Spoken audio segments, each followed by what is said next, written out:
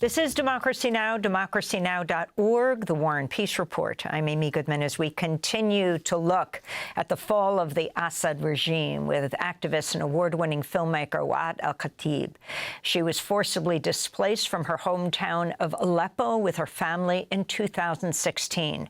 Her Oscar-nominated film For Sama, released in 2019, offered a rare glimpse into Syria's civil war. The devastating account was filmed over the course of 5 years, starting in 2011 during the uprising in Aleppo. Amidst airstrikes and attacks on hospitals, Waad falls in love with one of the last remaining doctors in Aleppo, gets married, has a baby girl, Sama, to whom the film is dedicated. When protests against the regime of President Bashar al-Assad first began in 2011, she was a young economics student who began filming on a cell phone. This is a clip from For Sama. Sama. Things have got so bad now. Your dad can't leave the hospital. So we live here now.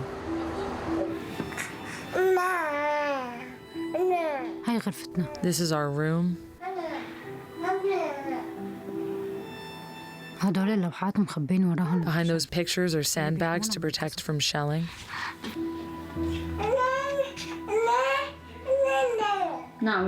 Yes, I'm coming.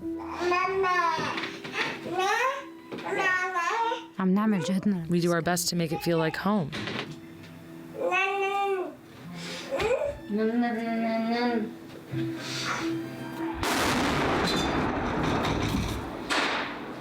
The sound of a bomb.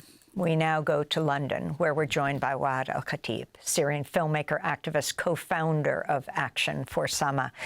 Your thoughts today as we listen to the bomb exploding as you're with your baby. Tell us where that was in Aleppo and what your hopes are for the future, Waad.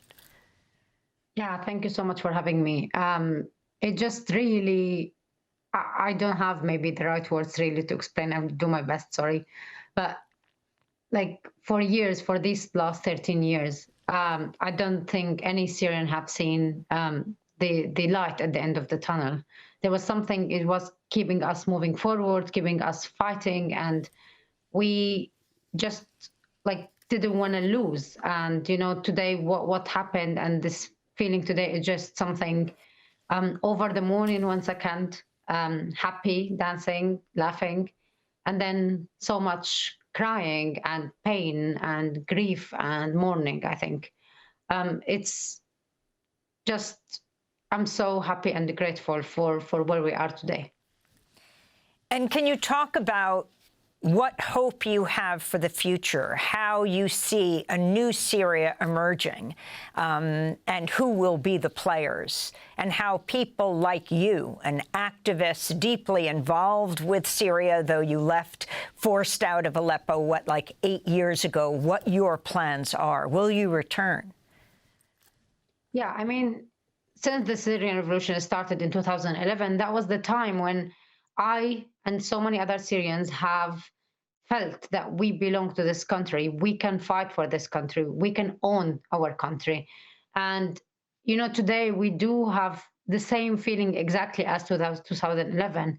This conversation about what's going to happen next, who's going to rule, how the government would look like, all of this conversation, we were thinking about that like 11 and like 13 years ago as well. The last 5, 6, 7 years, I think it was just so much of no end, no hope, no justice. And, you know, today when we are looking at all of this, yes, there is concern. Yes, there is so much things to worry about. And there's a huge work to be done. There's a long path forward. But we can't, like, forget or not acknowledge and not feel. And that this is now a moment, a remarkable moment in our history, in our life in Syria. Whatever is coming next, I don't believe at all that would be worse than what we've been through, what we lived through. This for 13 years of being sieged in our own cities, being bombed, being attacked, hospitals, schools, prisoners, people who are detained. whatever this future would hold, you know, if we manage to go through this, if we are now on the other side, and we are, I don't believe that whatever happened will be worse than what we've been through already. Are you concerned now about the possibilities, for example, HTS, the leading the way for the overthrow of Assad, the leader of HTS, Gilani, what he represents? How will everyday Syrians or Syrian civil society control the future? Yeah, I mean, there's definitely concern, but they are coming on a long list of concern. For me, this is one thing which is definitely important and fair, but again, there's much more things to be looking at, especially today, which I think you mentioned that in the earlier on when Israel, you know, at Al-Jolan area and the bombing of some areas and stuff in Syria, the Turkish involvement, the US involvement, like there's so many players who are working on Syria. HTS definitely one of these players, and it is like what we see on the ground, and this is, I think, it's something even for us, we're still trying to process and understand. For years, you know, these statements, even when it's like much less different from how HTS think, it used to be only statements. It was not matching what was going on the ground. Today, what we've seen in the last like 11, 12 days, it was just something so much different in everything, not just the statements and how this group and other groups who were leading this battle today thinking, but also on the ground. We all have connection there, and we've heard from so many people. We're looking at all the footage that's coming out. We did already set up like groups where we are organizing what's going on in the new liberated cities. And what we are hearing from people on the ground are very much similar to what we have seen in the statements. Finally, let me ask you, the voices of Syrian women are so often underrepresented. Your journey from student activist to award-winning filmmaker has been extraordinary. How do you see your role fitting into the future as a storyteller and an advocate? We have 30 seconds. Yeah, I think we've seen this dream of free Syria like 13 years ago, and we thought at some point this will never be happening.